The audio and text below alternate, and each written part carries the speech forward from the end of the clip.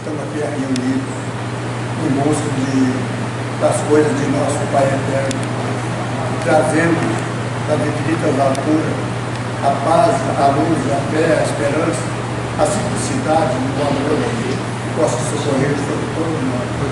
Porque nós temos as nossas famílias, temos nossos netos, nossos pais, nossos irmãos. Por isso nós estamos aqui reunidos à busca dessas coisas.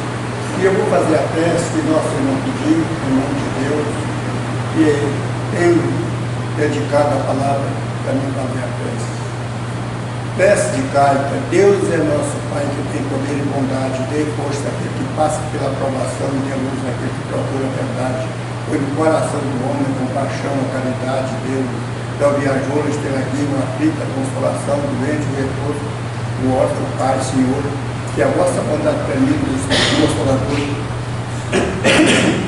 derramai por toda parte, a paz, a esperança e a fé a Deus, mais um país que possa cantar, que pode abrasar a terra, deixar de ter na fonte dessa bondade, fecunda e infinita, que toda água secarão, toda dor acalmarão o seu coração, o seu pensamento subirá até vós, um grito de reconhecimento de amor, como Moisés sobre a montanha, esperando com as braços abertos, ó poder, bondade, beleza, perfeição, luz de Deus, querendo e alguma sorte constar a vossa misericórdia, Deus, dá-nos a caridade, dá-nos a fé, a razão, dá-nos a simplicidade, que cada nossa alma foi. Por isso que Santa Imagem cai e assim seja. Que seja uma irmãzinha que possa decorrer sobre todas as nossas casas, nossas famílias, decorrer sobre a nossa cidade, nosso mundo, que seja com a paz da luz divina em nome de Deus. Que assim seja.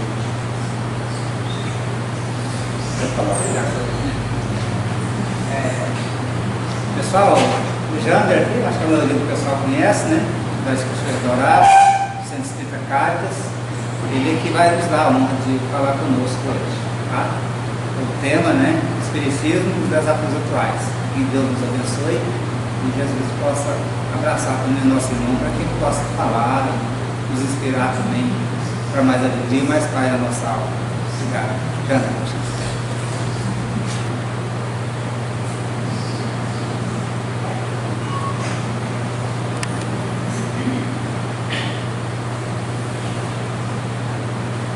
Então, meus irmãos, boa noite. Jesus nos abençoe, esteja nos visitando, que a espiritualidade amiga esteja conosco. Nós queremos agradecer imensamente o convite que o Gilmar nos fez e queremos cumprimentar todos vocês, a pessoa do nosso amigo Valdivino, que fez a prece de Cáritas, né, que é o patrono, a patrona do nosso centro lá em Cachoeira Dourada. Dizer para vocês que é uma honra muito grande estar aqui. Peço que vocês, no decorrer da nossa conversa, tenham a misericórdia de perdoar os erros, os defeitos, mas nós somos conversantes, espírito, e nesse aspecto nós estamos desenvolvendo, nós estamos trabalhando. E a conversa é mais apropriada para aqueles ouvidos que estão mais perto de quem fala, os meus. De modo que o que eu conto com vocês é a caridade de emprestar os ouvidos de vocês para a gente transmitir um pouquinho desse estudo que nós fizemos. O tema da nossa conversa é o Espiritismo e os desafios atuais. Desafios são muitos. Tá? E a gente trouxe aqui uma questão que nos chama a atenção. Nós não aprendemos. Essa imagem, ela por si só, esse desenho, ele não diz muita coisa quando a gente só olha. Nós não aprendemos. Mas aqui são ciclos. Ciclos de realidade que aconteceu na nossa humanidade recente.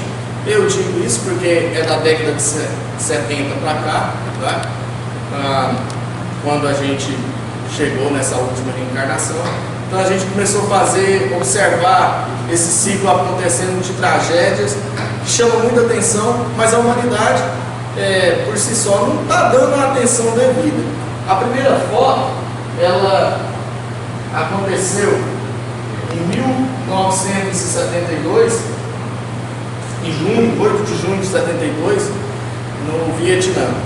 Essa menina teve 60% do corpo queimado com um lançamento de bombas incendiárias coordenada pelos Estados Unidos na guerra do Vietnã. E o fotógrafo que fotografou essa imagem, ele relata que ela chorava muito, queima muito. É o que ela falava. Passados 2 décadas, acontece novamente uma outra foto que chamou e marcou muito a história da humanidade. Quando Kevin Carter, ele, que é um fotógrafo, um fotógrafo sul-africano, ele sai pela África na década de 90 fotografando a questão da fome. E ele vai no país do Sudão e caminhando, indo de carro, de veículo, ele percebe uma criança que está indo rumo a um lugar que está sendo distribuído comida. E o que chamou a atenção dele não foi simplesmente a criança, mas o adulto que está esperando a criança morrer para poder se alimentar. Não se sabe o destino dessa criança. O que se sabe é que essa foto, tanto a anterior, ela foi premiada na revista Pulitzer, e isso foi em março de 93. Em junho de 94, Kevin Carter comete suicídio. Ele pega uma mangueira, conecta ao escapamento da sua caminhonete, liga dentro e deixa uma carta. Essas imagens me perturbam bastante. Eu não tenho dinheiro, eu não tenho como salvar a humanidade.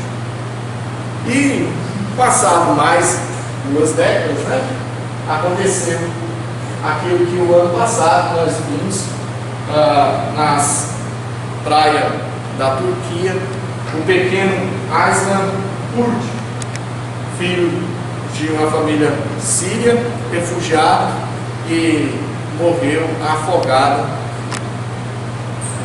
nessa travessia do Mediterrâneo.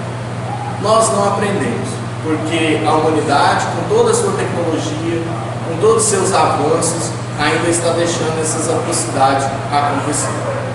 E essas atrocidades acontecem não por acaso, tem a permissão de Deus. E nós que nos dizemos espírita, nós que estudamos o espiritismo, nós temos que nos questionar a respeito desses fatos. Sabemos que tudo acontece por permissão de Deus, mas também há um livre-arbítrio. O que nós estamos fazendo para que isso não possa acontecer? Porque esses fatos foram registrados e narrados na mídia internacional. Mas é aquilo que acontece ao nosso redor, e aquilo que acontece no nosso íntimo. Então, nós que nos dizemos espírita, a primeira coisa que a gente tinha que fazer é nos indagar o que é o espiritismo. Porque quando aquela criança foi encontrada, era simplesmente um corpo. O Estado representado ali por aquele policial estava vendo simplesmente um corpo. E quando a mídia chega, é que eles pegam a criança, se comove com aquela cena, e que comoveu o mundo todo. Mas esperou que aquela criança desencarnasse para que tomasse um rumo na história. Todos nós estamos ligados. Todos nós estamos ligados. Todos nós fomos criados simples e ignorantes. Estamos numa marcha, numa evolução. Então, é momento de nós começarmos a nos questionar.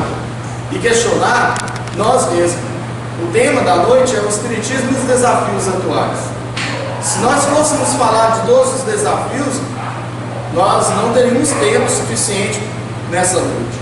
Teríamos que começar um congresso aqui, uma conferência que ia perdurar, talvez, por um longo tempo. Mas nós podemos conversar um pouco sobre esses temas. E o primeiro é saber o que é espiritismo. Nós que nos dizemos espírita, às vezes nós fugimos desses temas e não queremos avançar, não queremos aprofundar nesses estudos. E por isso que talvez nós não temos a condição de questionar, por isso nós não temos a condição de intervir nesses desafios que estão acontecendo e que a gente está perdendo a oportunidade.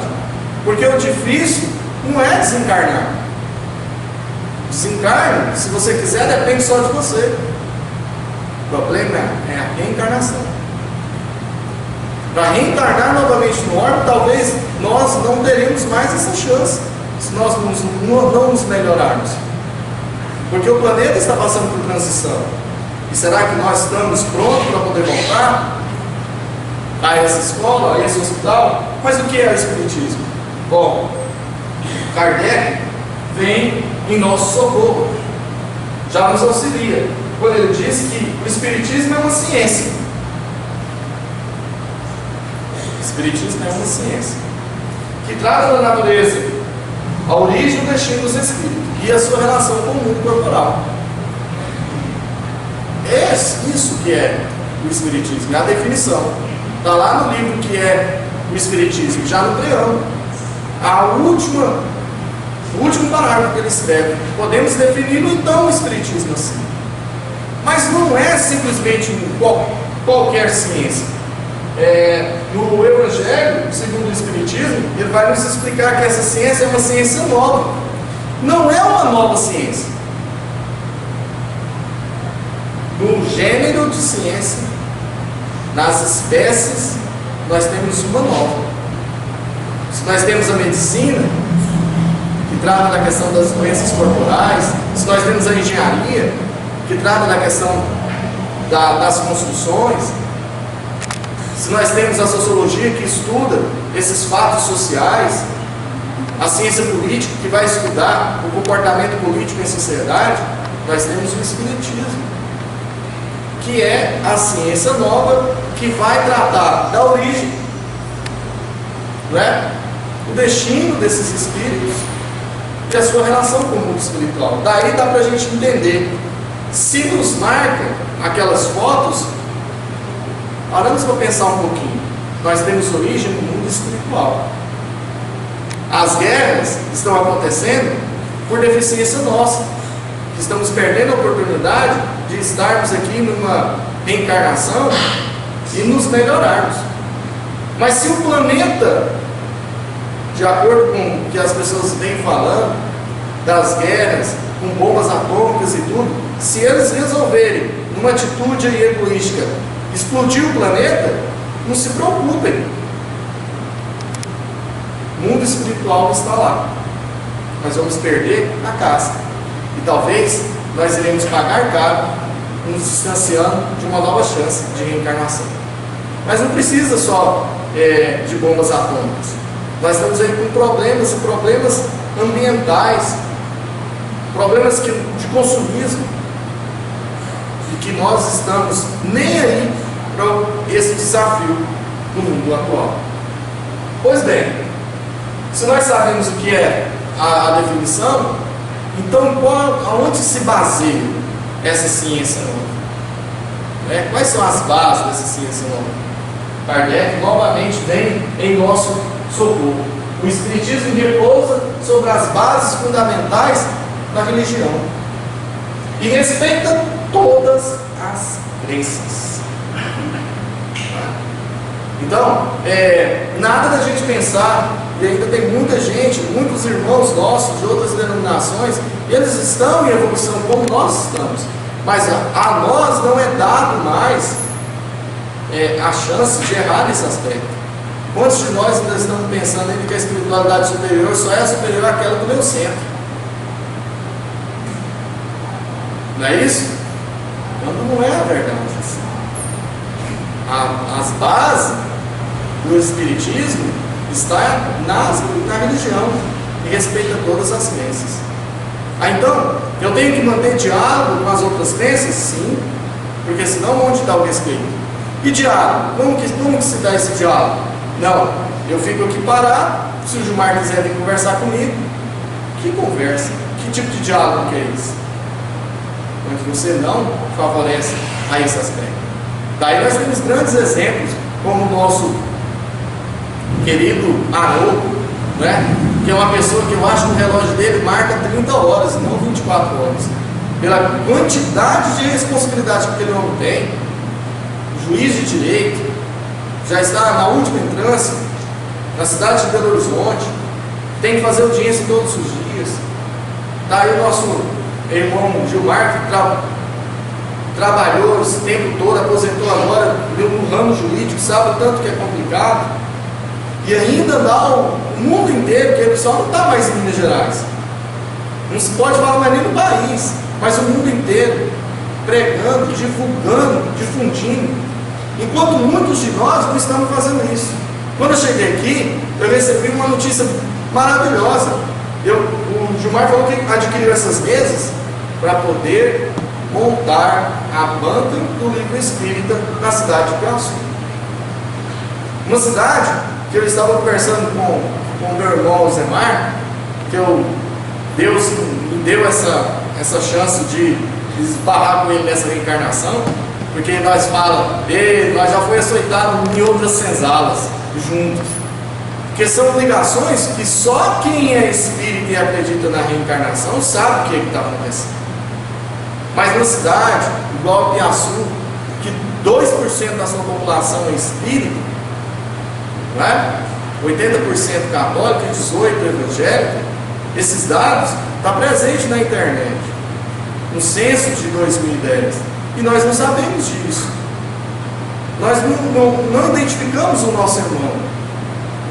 Quantas pessoas precisam de uma literatura séria e não têm a chance de ver, né? Quando eu cheguei, eu vi também um livro, Ação em Ação, que está sendo emprestado de apoio, um livro que a gente está trabalhando lá no nosso centro, e que vocês também estão fazendo. Olha a espiritualidade agindo. Essas nossas duas cidades, que precisam tanto disso, de conhecer esses elementos, conhecer e a espiritualidade agindo. Eu não liguei para o Gilmar e falando, olha, esse ano nós vamos estudar o Ação em Ação no Caritas. E olha que agradável surpresa. Será que Deus joga dados? Não é? Então, nesse aspecto, diante de tudo isso, por que tanta mistificação? Por que ainda há mistificação quando se diz a respeito do Espiritismo? Mais uma vez, Kardec vem ao nosso socorro. No livro dos médiuns, ele vem falar que essas mistificações, que constituem um dos escolhos ao Espiritismo prático, acontece e tem como nos preservarmos dele. Mas como a gente vai nos preservar dessas mistificações que a gente vê? Ainda hoje, apesar que não é como antigamente, o Gilmar trabalhou na delegacia de polícia, mas no início do século passado, o Código Penal, quando estava sendo discutido no Congresso, ser espírita era crime. Hoje é fácil, hoje é chique ser espírita. No início do século passado, nunca que uma mediunidade ia emprestar o seu espaço para se fazer uma conversa dessa. Era crime. Mas tivemos Bezerra de Menezes defendendo a doutrina na tribuna do Congresso Nacional. E aí não se passou essa tipificação penal. Hoje, quando eu falo nesse aspecto, porque não recebemos tanto preconceito como era antigamente, por conta dessas mistificações. Hoje, quando se diz que vai se fazer uma conversa, a primeira coisa, a gente já ouviu isso, as pessoas falando, quantas pessoas, o orador, né, o conversante, o palestrante, da forma que as pessoas querem falar, eu gosto de falar que eu me chamo de conversante, que eu converso. Mas aí, se o Gilmar ligasse, quantas pessoas vai estar lá para me ouvir? Vai ser transmitido na Rádio Fraternidade? Vai se colocar essa imagem aonde? Eu vou me promover? Porque é isso que está acontecendo agora. Eu conversava há pouco, nós tivemos uma palestra interessantíssima, que era importante.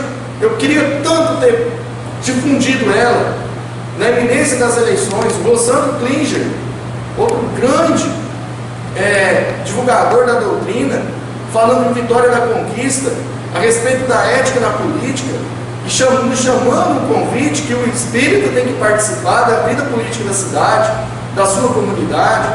Nós somos responsáveis por isso. Ah, mas espírito não pode. Bezerra de Menezes foi congressista. Se não ele não estivesse lá, tinha passado a tipificação penal de crime ser espírito. E aí, quando eu assisti pela Rádio Fraternidade, graças a Deus está aí, gratuito para todo mundo, né?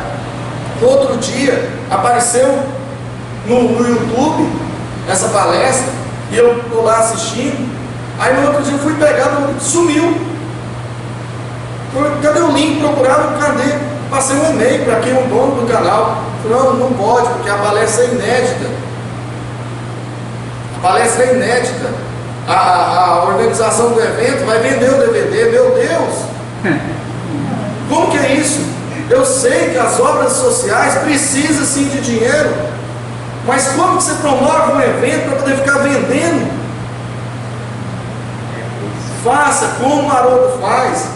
Coloque as suas palestras na internet e vende o DVD. Mas como que se pode comercializar daqui a pouco? Como que vai ser o movimento? E como que nós podemos então criticar alguns dos nossos irmãos das outras denominações que, a título de exemplo, comercializam a fé? Kardec, quando publicou o Livro dos Espíritos, nós fizemos tivemos o cuidado de fazer essa transformação.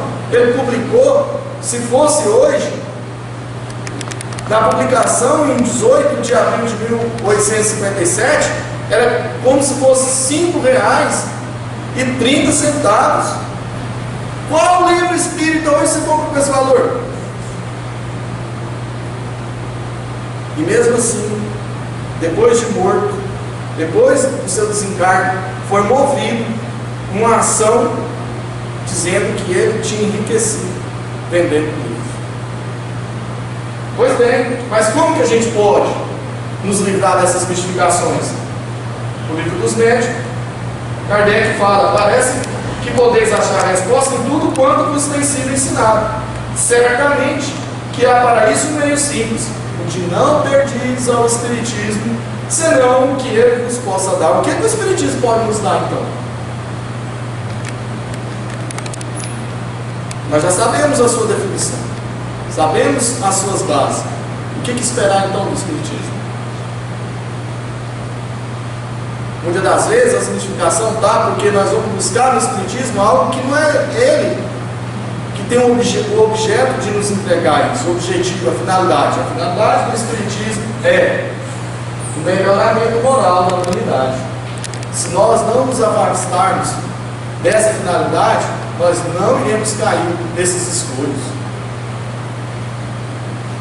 Bem, qual é a definição do Espiritismo?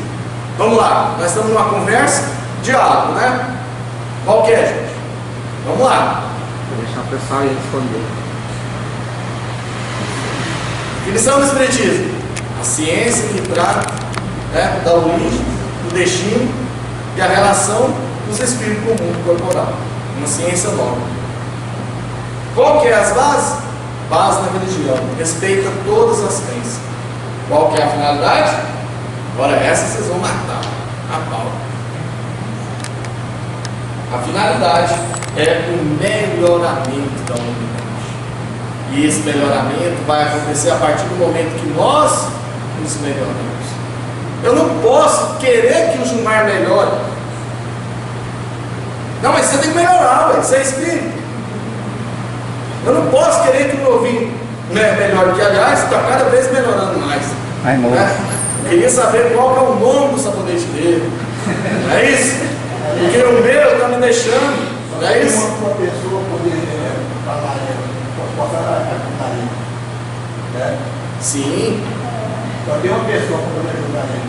Abrir o braço, dirigir. Isso. Nós temos que buscar, a humanidade vai melhorar a partir do momento que eu melhoro, sem querer que o meu irmão melhore.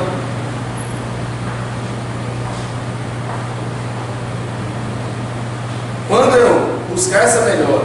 Quando e Jesus falou: vós sois a luz do mundo, o sal da terra. Então a luz a gente coloca no canto mais alto, brilha a sua luz. Todos nós temos uma luz, coloque essa luz para brilhar. O sal da terra, ninguém coloca muito sal numa panela de arroz. Então nada da gente querer, como Bezerra falava, é urgente, mas não apressado. Tem que haver um equilíbrio. São coisas do alto. Pois bem, nesse aspecto, por que não acontece tanto esse melhoramento mais rápido? Então o Espírito de verdade, o Evangelho, segundo o Espiritismo, vem nos falar: espírita, amai-vos. Esse é o primeiro ensinamento. Instruí-vos, este é o segundo. No cristianismo encontram-se todas as verdades, são de origem humana, os erros que neles se enraizaram. E aí, como que a gente fala isso aqui, espírita? Armai-vos. Para quê? Destruí-vos. É assim. Nós estamos nos armando para destruirmos nós mesmos. Com essa questão do movimento crescendo dessa forma, sem a preocupação da caridade, a caridade da sua própria divulgação, se nós não tivermos cuidado com isso, vai elitizar de tal forma que vai afastar. E aí, o objetivo para que ele nasceu, que é trazer o cristianismo redivivo, vai elitizar novamente. Mas a espiritualidade amiga não vai deixar isso acontecer. Temos que nos amar, amarmos de verdade, e amarmos muitos, porque todos nós somos irmãos. Deus nos empresta um para o outro. Emmanuel nos ensina que Deus utiliza as criaturas para as próprias criaturas. Temos que nos instruirmos, é verdade, desde cedo. Temos que buscar a evangelização infantil. Quando é que nós vamos levar os nossos jovens e as nossas crianças para o centro? Quando já estiverem perdidos? Então tem que começar de cedo.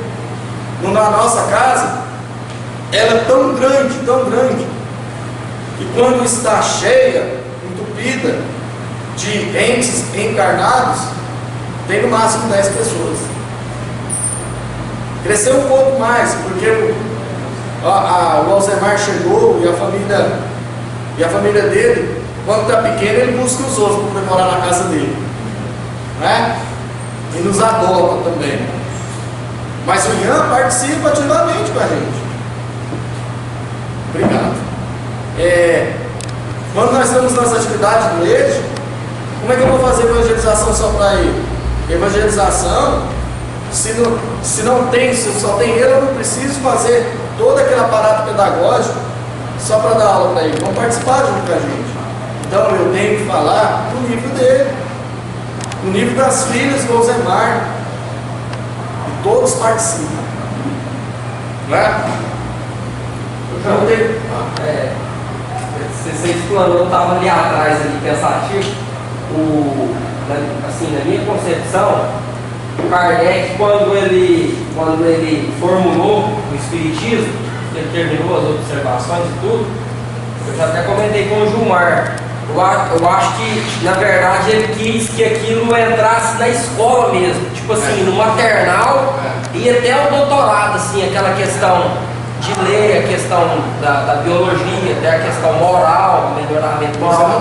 Mas eu te faço uma pergunta, eu tenho uma dúvida. Você acha que a humanidade de hoje está preparada, por exemplo, você chegar para uma pessoa que está num curso de faculdade aí, dá um evangelho, vem lá o evangelho, você acha que ela vai ler? Meio complicado, meio difícil, né? Não é a partir poucas pessoas que buscam, né? É o que eu percebo. Não é a partir do momento em que nós não nos agirmos, ao invés de colocarmos arroz na panela, colocarmos sal. E ao invés de colocarmos o sal para temperar, queremos temperar com arroz. Quando a gente fazer de uma forma gratuita, esse gratuito, não estou falando de financeiro, né? Como Kardec fazia. A sociedade, a sociedade espírita ia crescendo e ele avisa sobre essa questão. Não é a quantidade. Quanto menor os grupos para estudar e o melhoramento, você vai divulgando através da sua própria existência. Falou, nossa, você é espírito, olha o Gilmar como é que é. Ele tem que ter alguma coisa diferente. Por que ele está estudando isso?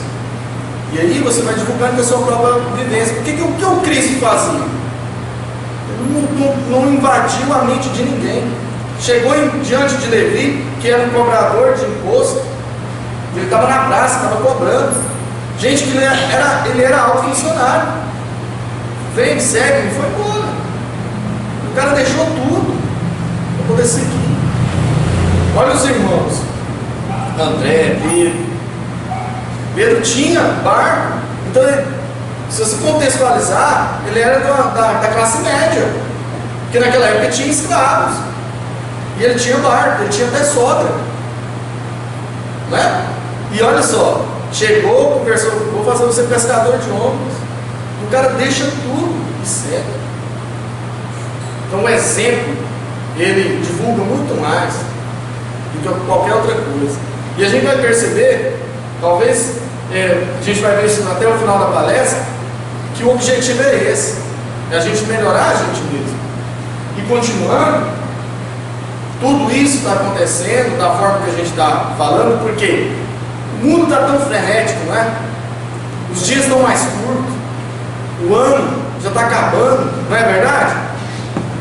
Mentira, não é verdade. O sol não está adiantando um segundo sequer. O tempo é o mesmo. O que há é um excesso de informações desregrado.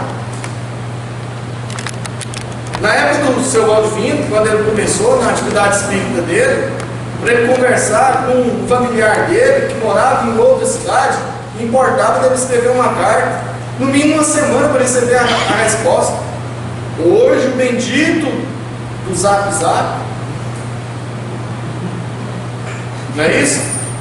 Há uma pesquisa que fala que os proprietários de smartphone, né,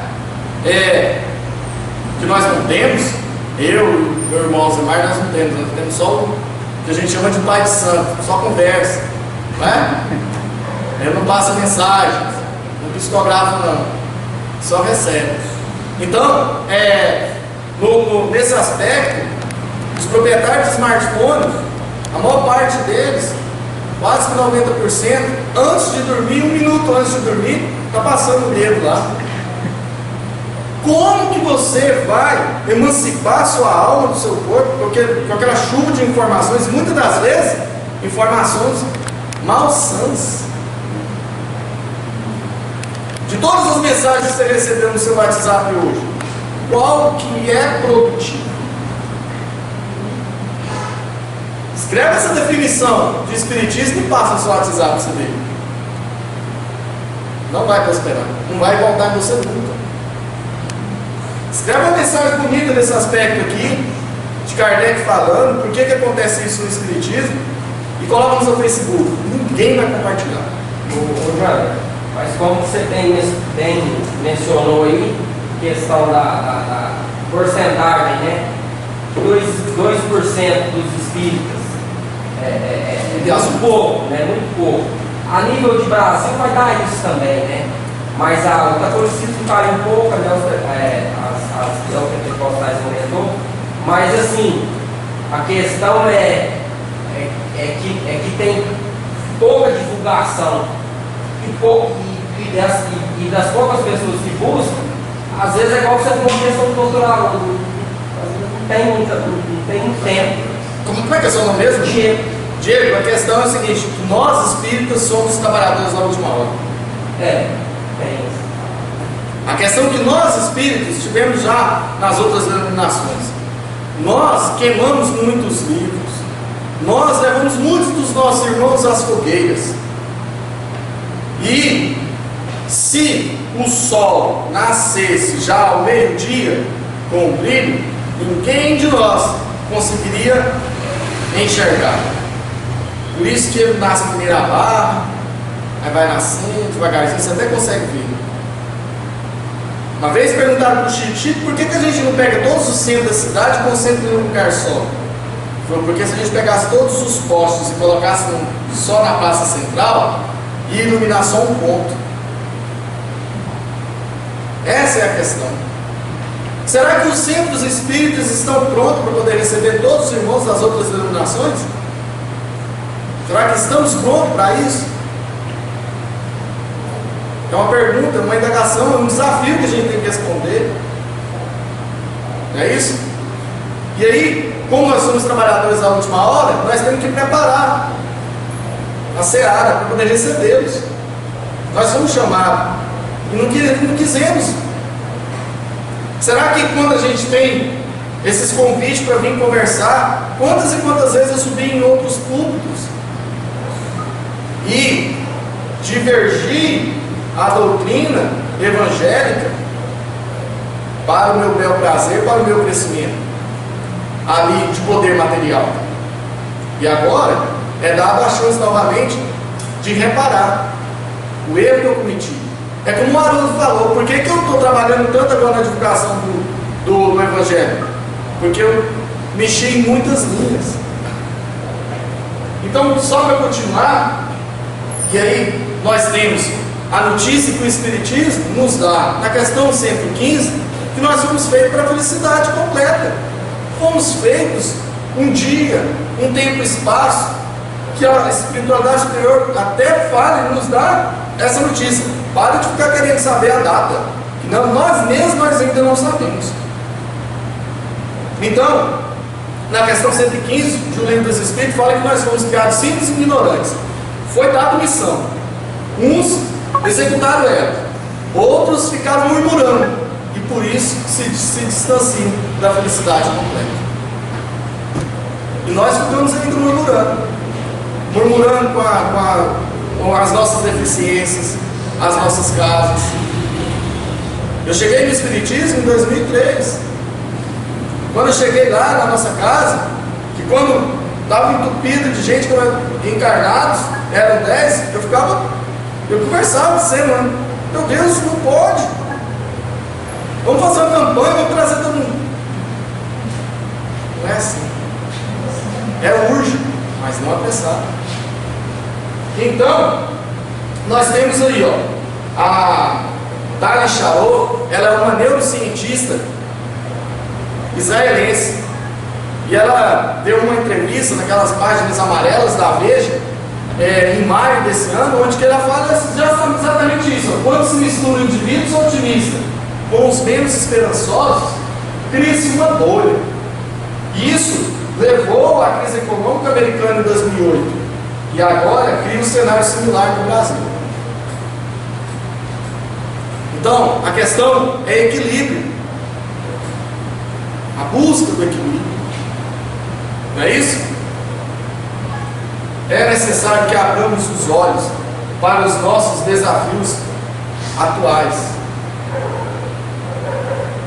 O primeiro desafio que a gente tem é justamente esse: conhecimento doutrinário, conhecer a doutrina.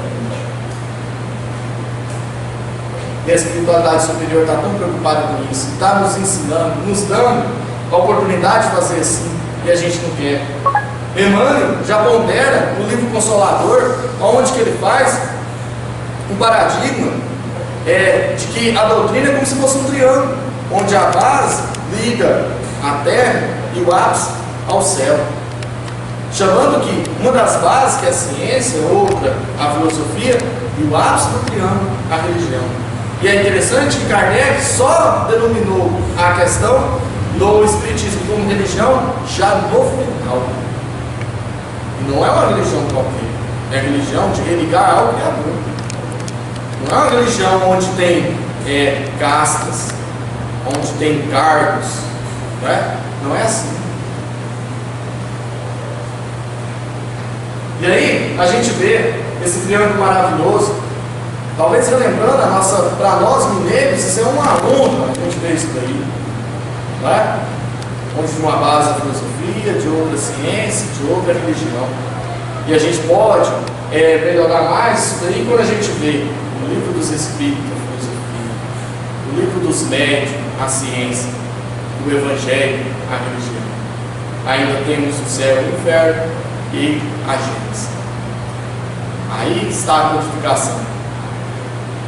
não é? A doutrina básica. Não é isso? São os livros do Kardec. Não. Esses são os livros do Kardec. Que a gente nem vê. A doutrina continua na revista espírita. A questão do Kardec, quando você estava falando que ele queria colocar nas escolas, se você ler esse livro aqui, ó, A Viagem Espírita, Kardec não tem nada daquele Kardec sisudo que a gente vê, aquela figura.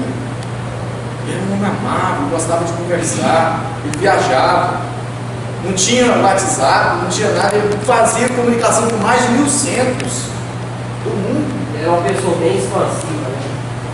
Tudo no bico de pena, não tinha energia elétrica dessa forma, e ele comunicava.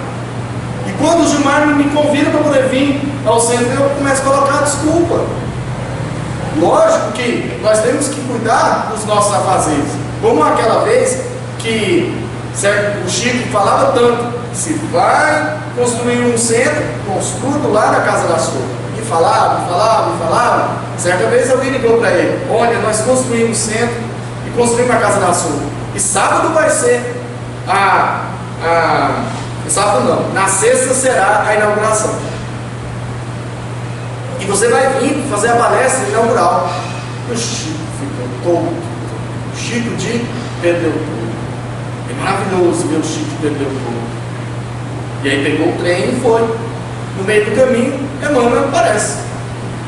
E aí ele todo sorridente, alegre. Nossa, Emmanuel, escutaram a nossa conversa. E eu vou dar a palestra inaugural, construir a casa da sopa. Ah, é?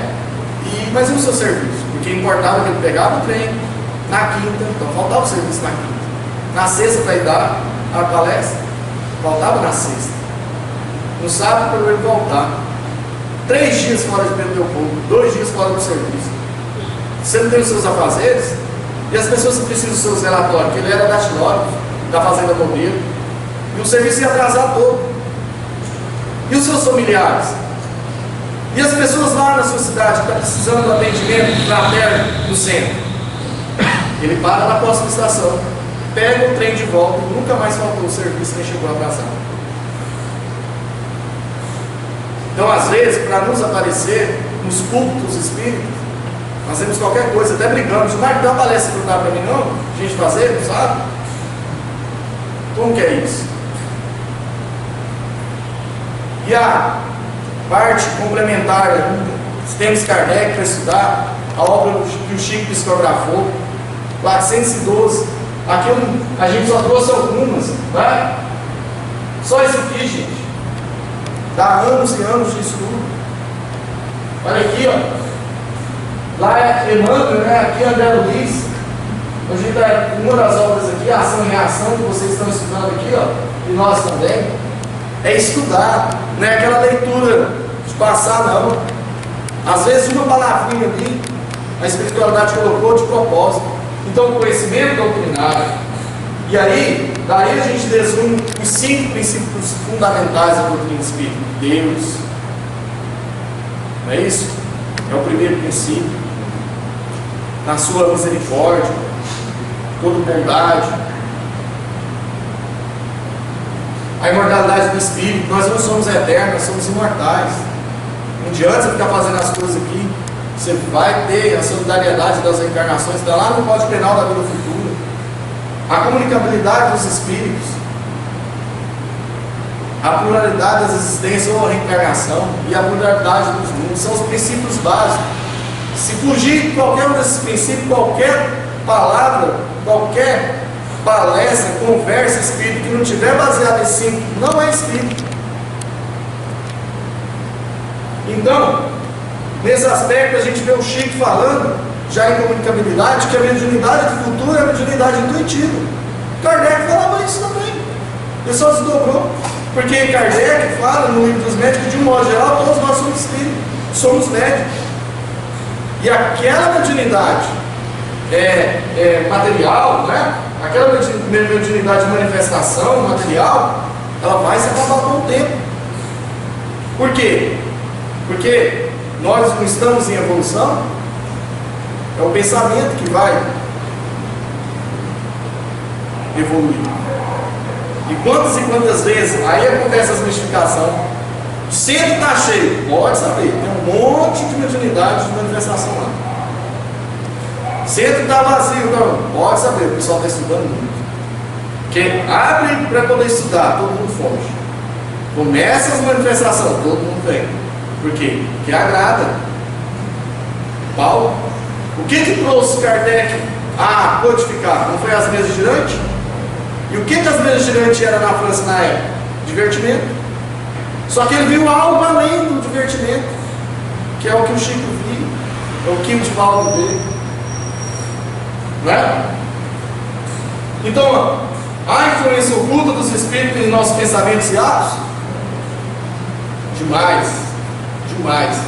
Se a doutrina espírita é a ciência que trata dessa relação, né, dos espíritos com o mundo corporal, é lógico que há influência. Inclusive, isso aí é um dos tópicos estudados em um livro dos espíritos. E aí eu trouxe aqui um semáforo espírita. Isso aqui é maravilhoso. No nosso caminhar, no nosso tráfego diário, cotidiano, espírita, nós temos que tomar bastante atenção nesse semáforo, nessas vias. E aí todo mundo sabe, né? Se você estiver dirigindo, verde, siga. Amarelo, atenção. Vermelho, pare. Não é assim? O condutor não tem que dar atenção nisso daí. Então, a influência dos espíritos na nossa vida, olha, o verde. Sim, muito mais que imaginar. De ordinário, sou eu que vos conduzo. É a resposta na questão do 459. E aí nós adoramos essa questão. Porque quando a gente começa a errar, fala, não, mas eu estou sob influências do espírito do mundo, da espiritualidade, começa a jogar a culpa. Eu não estou evoluindo, porque a espiritualidade baixa está me puxando. Gente, vamos ter um pouco de atenção. Se você seguir a leitura, virar a página, a gente tem lá como distinguir se um pensamento sugerido procede de um bom espírito ou de um mau espírito. Estudar o caso, olha o estudo. Aí você não estuda o livro dos médios, como é que você vai conhecer esse livro? Você não estuda a doutrina, aquele livro que o meu filho estava segurando, os domínios da mediunidade, como é que você vai estudar o caso? Os bons espíritos só para o bem e o conselho. Compete a você discernir. E aí, vamos parar de colocar a culpa só na espiritualidade. A responsabilidade é nossa. Vamos parar. Por que meio podemos neutralizar a influência dos maus espíritos? Olha, aqui está o fundamento de Deus.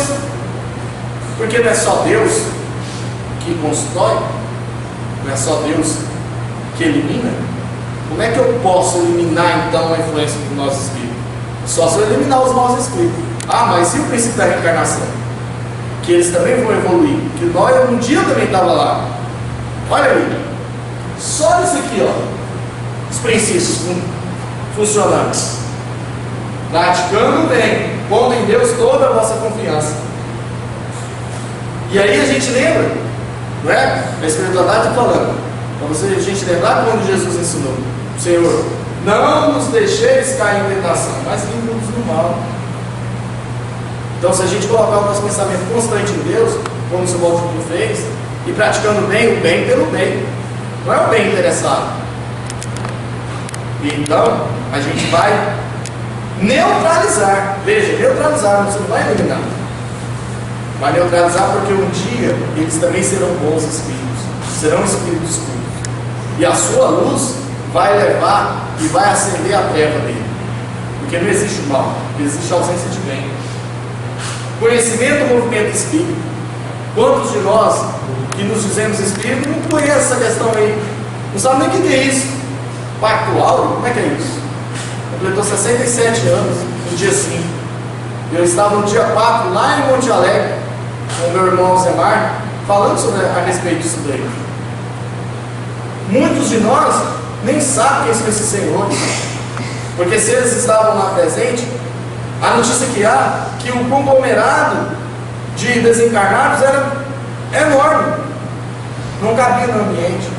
E aqui, ó, o senhor Badia Elias Cury era o presidente da União Espírita Mineira.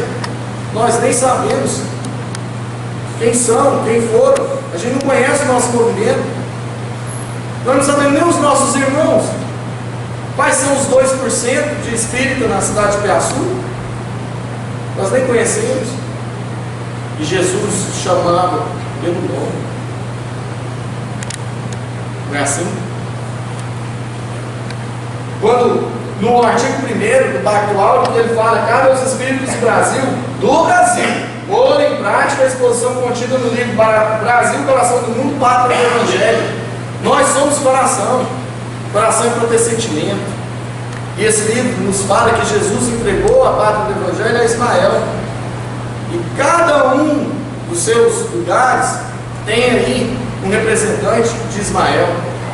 Porque há no Evangelho uma notícia, quando Paulo escreve aos Romanos, no capítulo 13: toda autoridade constituída provém de Deus. E o que há pouco nós fizemos? Quem não se lembra do que virou o país depois da última eleição presidencial, onde se partiu o país ao meio? Aquele maniqueísmo tremendo. Quantos e quantos irmãos, pais, filhos, brigaram entre si porque escolheu o partido A do partido B?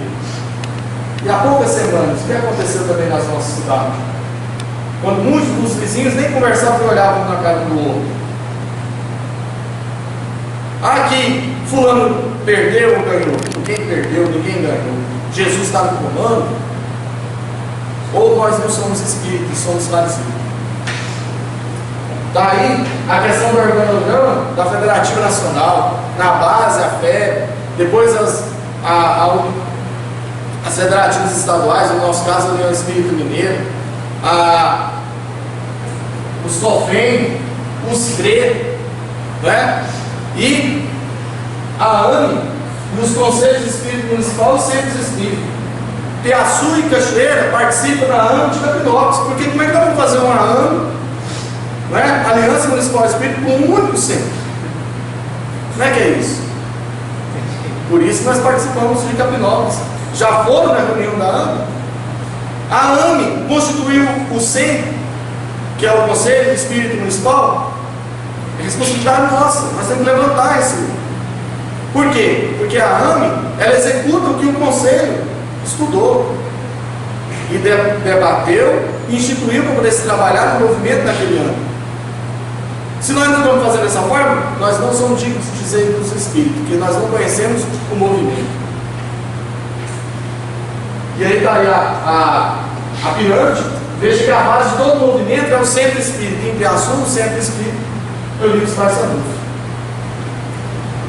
Está aí a questão, lá no Pacto Áureo, fala que o objetivo do CFM, unificar e dinamizar o movimento espírita brasileiro. Aí é aquela sua pergunta: como é que eu vou chegar no universitário e entregar para ele o Evangelho dos Espíritos?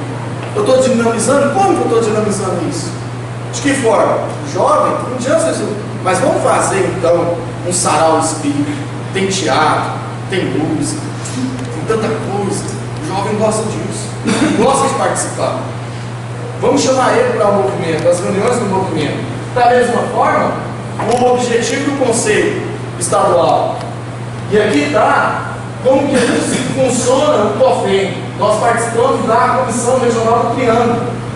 Tiltada, a qual conselho nós participamos, é o 17º Conselho da União Espírita Mineira, junto com o Monte Carmelo, Uberlândia e Uberaba. Que relação nós temos? Você conhece alguém lá do CRE de Uberaba? Você conversa com a de Monte Carmelo? Nós temos uma obrigação. Vamos procurar no Facebook, no WhatsApp, como vocês estão fazendo com este aí no seu CRE? E aí vem uma questão muito séria, que nós temos que levar em consideração. Será necessário professar no Espiritismo para que a gente possa ter sorte na vida futura? É uma questão que Kardec fez a espiritualidade. Já que nós conhecemos a doutrina, conhecemos o movimento, somente se eu for espírita eu tenho sorte na vida futura?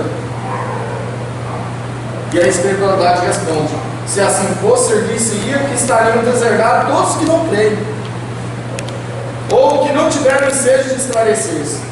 que seria um absurdo. Só o bem assegura a sorte futura. Ora, o bem é sempre o bem, qualquer que seja o caminho que ele o conduza. A crença no Espiritismo ajuda o homem a se melhorar, mas ninguém diz que sem ele não possa ela ser conseguida.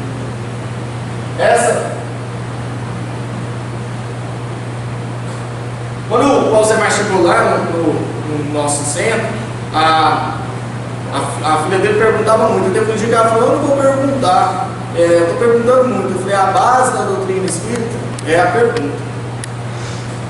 Porque a manifestação espírita aconteceu no orbe terrestre desde que ele foi criado, né, sob a égide de Jesus. Mas quem codificou foi quem soube fazer as perguntas, e foi Kardec. Então nós não sabemos se aqui é Kardec que escreveu. A espiritualidade responde, depois ele comenta: a crença no Espiritismo ajuda o homem a se melhorar, mas ninguém diz que sem ele não possa ela ser concebida. Veja que a base da minha religião respeita todas as crenças. Então eu sou evangélico pentecostal, estou fazendo de tudo para poder melhorar e estar em contato com Cristo. Ótimo. Continua. É assim que você tem que fazer. E aí a gente vê, somente isso que a gente vê lá na nossa cidade. Eu tenho uma amizade tremenda com os meus irmãos lá da Testemunha de Jeová. Aquelas pessoas têm uma coragem que talvez nós não temos. Nós pegamos o Evangelho segundo o Espiritismo e vamos bater de porta em porta. Inventaram até música, atribuindo a eles no domingo de manhã. E elas continuam, aquela senhora, o seu Moreira lá na nossa cidade, batendo de porta em porta. E quando eles passam lá, que eu vejo, eu faço uma prece: Jesus esteja com esses homens. Porque quantas e quantas pessoas já se livraram do suicídio porque ele bateu lá e foi lá atender. E conhecereis a verdade, e ela vos libertará. Está lá em João 8,32. Dizem que é atribuído a Leon Denis. Eu não encontrei ainda na obra dele, mas dizem que ele fala: o Espiritismo não é a religião do futuro, mas é o futuro das religiões. As religiões vão passar a estudar, né? A anexar o estudo espírita no conteúdo delas. Mas em termos de movimento, tem uma casa espírita lá em Cachoeira Uma, nós temos 5 em Casa, mas a gente sente esse distanciamento do talvez temos que estudar mais isso aqui. E ninguém quer. Tá cada um no seu. É isso que eu estou querendo falar. Eu estou querendo falar. Tá cada um no seu cantinho. Sabe por quê? Porque cada um quer fazer do seu jeito. Isso. É aquela mudança importante que a gente começou lá, porque às vezes é o Walter falou, é o contador de prosa. Né? Então, às vezes você quer fazer a palestra para não só ficar falando sozinho, não. Lá todo mundo tem que participar. Por quê? Porque todo mundo tem que entender. Não é só vir aqui e ficar escutando o Jander falar. Nós temos que entender. Todos falam na nossa casa. Na quarta-feira não tem expositor. E foi um diferencial de várias casas que eu já frequentei por mudança de cidade. Porto Alegre, Rio Claro, Verdade. Cachoeiro, eu me senti mais à vontade para isso. Entendeu? Mais vontade a gente está mais próximo. Primeiro que nós já quebra essa questão, não tem plateia, nós fazemos círculo. A metodologia. Tem 14 anos e participa de tudo isso também, ela leva isso. Verdade, é assim que a gente faz lá. Tem que aprender também que muitas das casas espíritas, muitos de nós, só às vezes ficamos na teorização, só no estudo, fechado, enclausurado, e não saímos para as atividades práticas. Justo. A gente tem diversos setores que podem ser trabalhados. O jovem pode vir a estar conosco em trabalho como a campanha do quilo. Sim. E infelizmente Capinópolis tem 5 casas espíritas, a única que faz campanha do quilo, realmente, todas as semanas, é nós lá do André Luiz. E a questão da campanha do quilo? Campanha do quilo. Um único dia fica sem reunião de diretoria. A outra casa, que é o Casa Grande, a gente convida o pessoal para ir. Você sabe quanto tempo já está? 4 pessoas que vai, e o resto dos médicos, dos estudantes da doutrina espírita, tem motivo de mil e um diversos, mas não vão para a prática. entendeu? Tem uma palestra. O movimento espírita, quando você vai de porta em porta, entregando o saquinho, recolhendo alimento, agasalho, você está levando a mensagem do doutrina espírita, divulgando o endereço da casa espírita, que não divulgam. Casa espírita nenhuma tem vergonha. Eu falo isso, o dirigente tem vergonha de falar o endereço da casa espírita em tal lugar, tal lugar, tal lugar. Não divulga. A mensagem, você pode bater o perimbinho no verso, entrega, convida a pessoa para ir, chama ela para os estudos. Então é difícil. A maioria das casas faz isso. André Luiz em Capital está nesse ponto, é nota 10. A gente vai, a gente conversa, entrega o panfleto que está escrito lá, o propósito do nosso trabalho, entendeu? Convidando as pessoas para reuniões públicas. E na terça-feira, que você falou, a nossa reunião pública é diferenciada. Tem um irmão lá na frente só para coordenar. Ele vai lançar o tema, o assunto, vai discorrer, todo mundo vai perguntar, interagir, conversando. É importante. Tem aqui uma frequentadora aqui, a Letícia, que está lá conosco, ó. Vai ser a nossa próxima palestrante lá. Nós já convidamos. Conversante. Pode preparar. Ó, é conversante. Vamos mudar esse adjetivo. Você entendeu? Então, Mas termina a reunião, dá vontade de ficar mais tempo, porque você discorreu todo o assunto do Evangelho, daquele tema que é possível, para entendimento de todos. o André Sobreiro, ele é da rede Amigo Espírita. Gente, procura essa palestra, onde que ele fala desses desafios da doutrina espírita. Ele fala sobre esse ponto. A equipe do serviço social não conversa com a equipe de estudo. Quantas e quantas pessoas da equipe de serviço social precisam estar estudando? E quantas pessoas da equipe de estudo tem que estar trabalhando? Porque também, se você só estuda, só razão, você não sente. E aí é muito fácil eu falar, o problema dele. Ele não tem comida na casa dele, é o problema dele. Quando eles estão comendo picanha na minha casa. Não é? Isso é sério, porque aí corre o risco também Isso. da elitização. É Sim. ficar assim. Então eu tenho que estudar? Tenho, mas eu também tenho que ir lá trabalhar. É o que nós fizemos lá na nossa casa. Só tinha uma pessoa que limpava, mas peraí. O cara se fala que é conversante, mas não sabe como é que é limpar um chão. Já eliminamos isso. Não tem uma pessoa. Fizemos equipe, dividimos, né, Zé Marcos? Aí a pessoa também está só trabalhando, mas não quer estudar. E o André fala, quantas e quantas pessoas estão fazendo campanha do quilo, quando está precisando de 1 quilo na casa dele. Então tem que haver equilíbrio. A doutrina espírita, ela é filosófica, e a filosofia é bom senso. E aí, o que se falava de Kardec? Ele não era o bom senso encarnado? Nós precisamos estudar e precisamos trabalhar. Amai-vos, trabalhando, instruí-vos, estou estudando. Não é? E aí, a outra questão, se a doutrina espírita, você não é a obrigatoriedade de você conhecer ela para você ter uma coisa de bom na vida futura, porque em qualquer outra denominação ia falar, não, só aqui no centro espírita, na doutrina espírita, você vai ter uma solução na vida futura. E não é. A espiritualidade superior fala isso. Então vamos parar de pensar que nós somos exclusivos. Nós somos sim trabalhadores da última hora.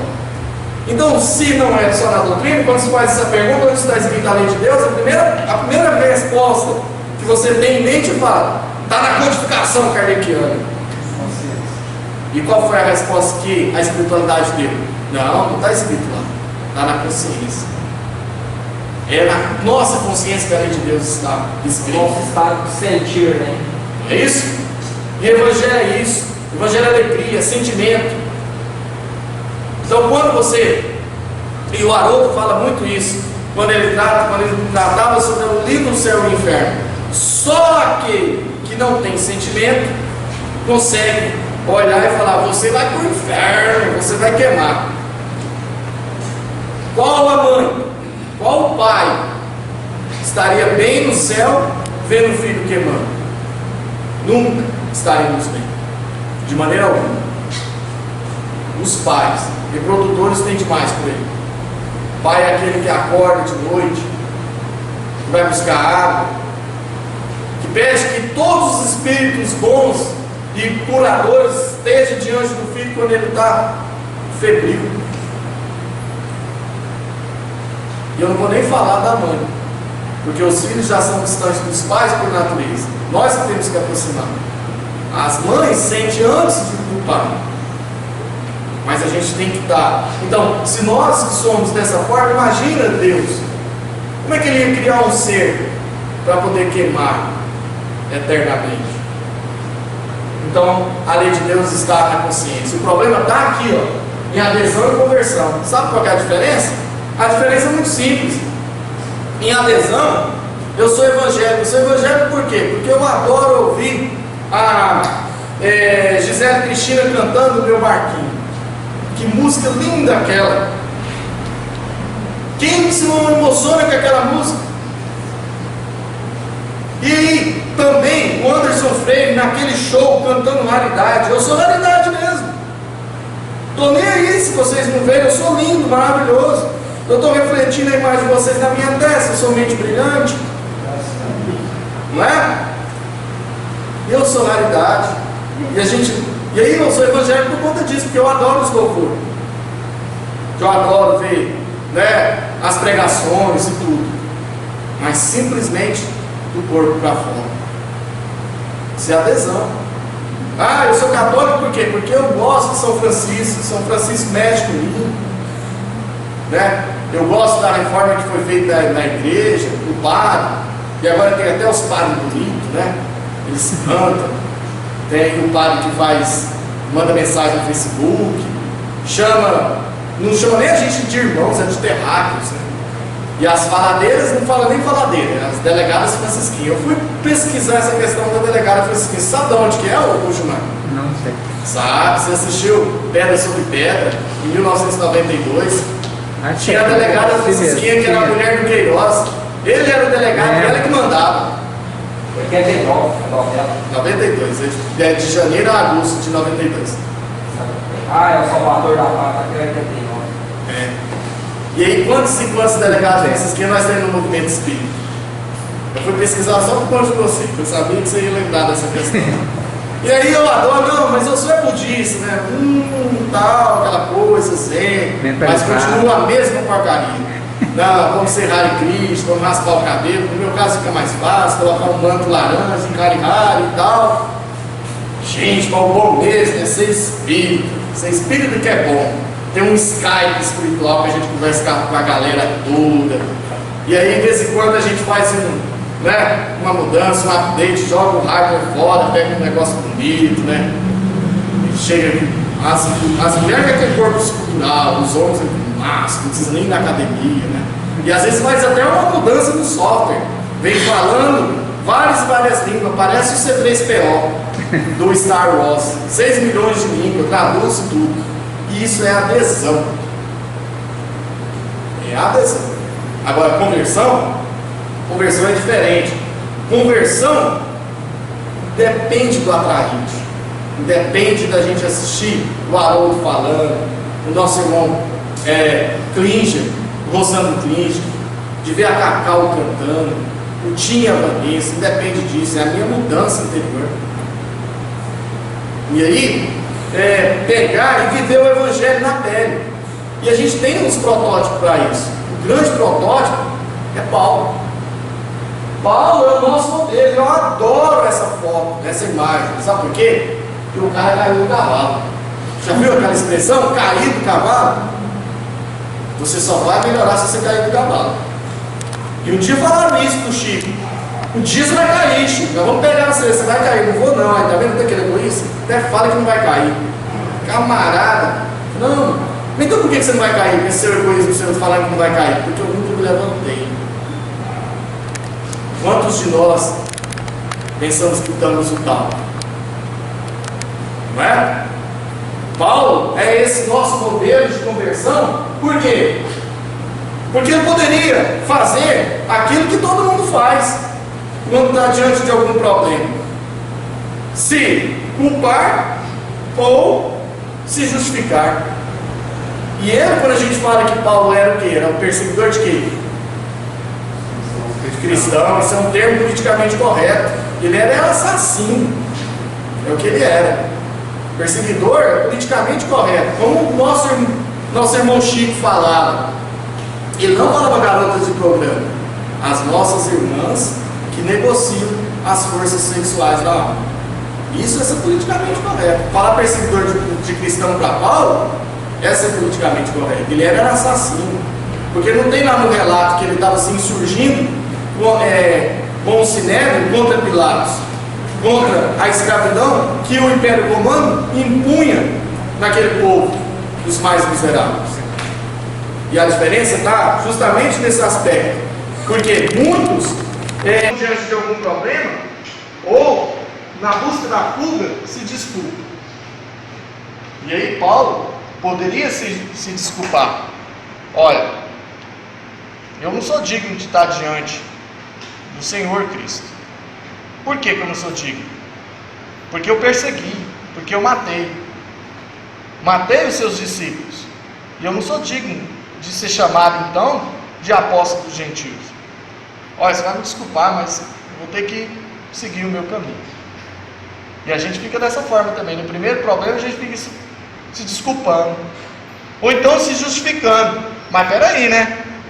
Caramba, você me aparece aqui, eu estou estudando a Torá, estou esperando que vai se dar o Senhor dos Exércitos, uma carruagem, né, de fogo, como foi Elias que veio buscar Elias. Você me aparece nascendo na manjedoura, no meio de burro, jumento, filho de carpinteiro.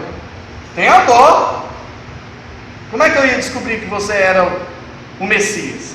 Isso é justificativo. E quantas vezes nós ficamos nos justificando?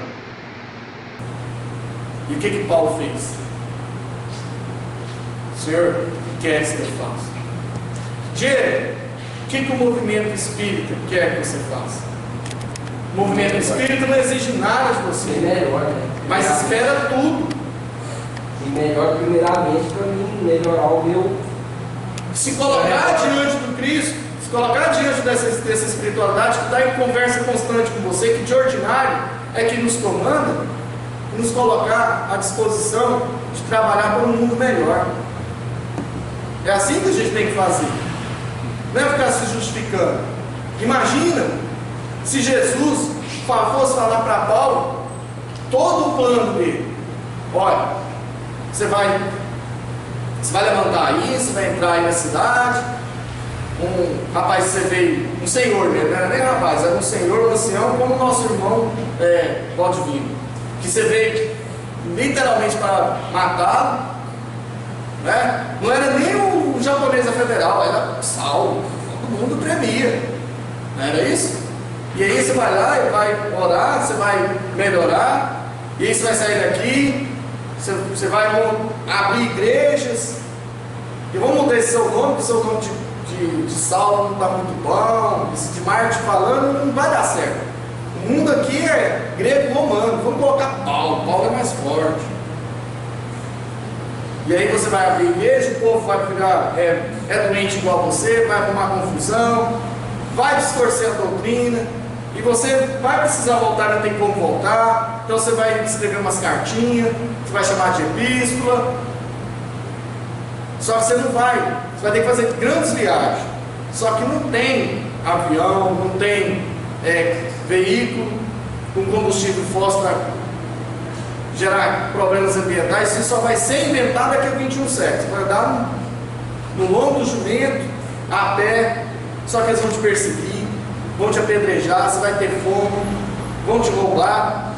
E aí no final, quando você estiver lá em Roma, que é a capital, como se fosse no Washington, vai ter um imperador louco lá chamado Nero, que aí um dia, num surto, vai tocar fogo na cidade,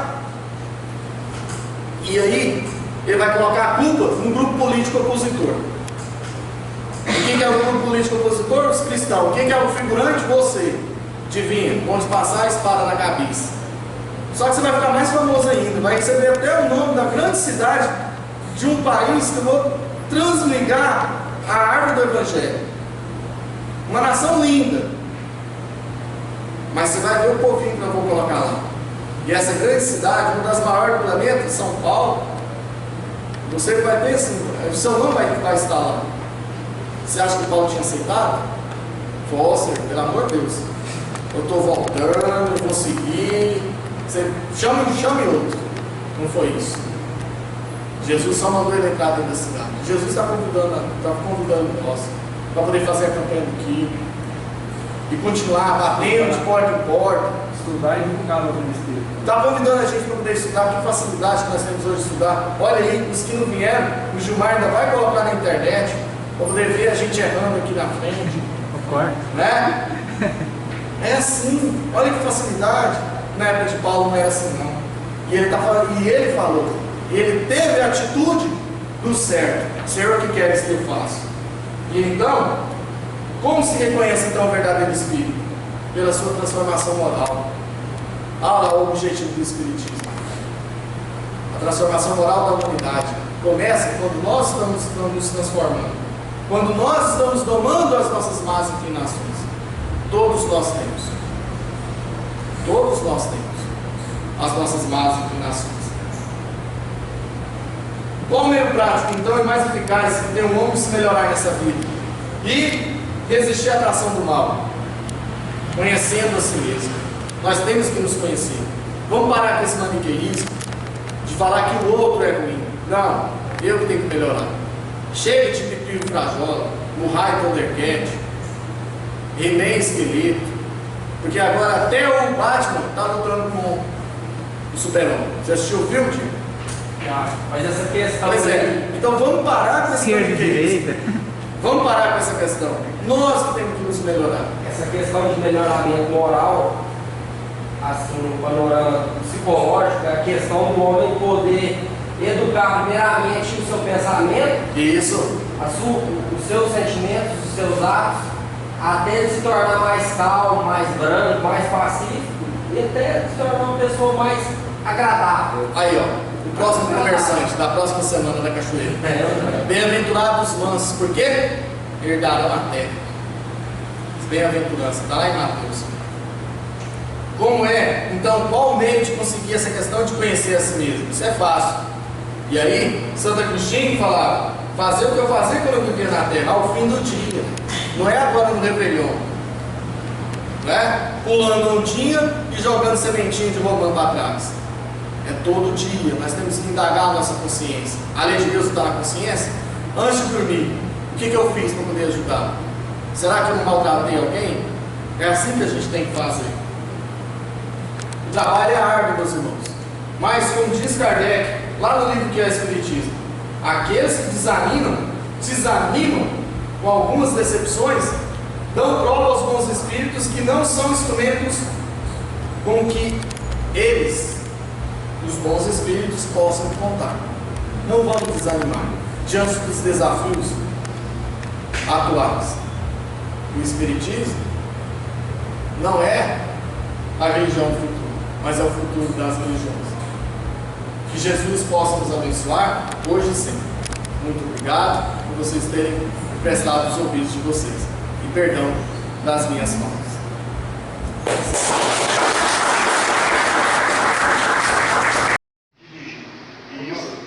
Isso. Nós temos que buscar.